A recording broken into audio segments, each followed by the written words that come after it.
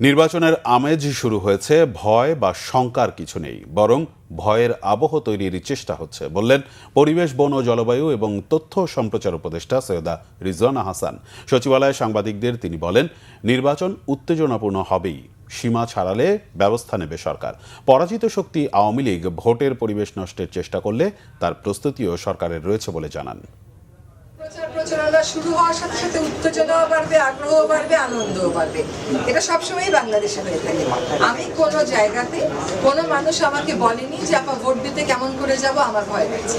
এই যে ভয়ের একটা আবহ তৈরি করা, নানান প্রচারণা, সামাজিক যোগাযোগ মাধ্যমে নানান কিছু বক্তব্য, ভিত্তিহীন বক্তব্য দিয়ে একটা ভয়ের আবহ তৈরি করার চেষ্টা করা হচ্ছে। এই জন্যই বলা হচ্ছে যে পতিত স্বৈরাচার যদি নির্বাচনের পরিবেশকে বিঘ্ন করার জন্য কোনো কাজ করে, আমরা সেটার বিরুদ্ধে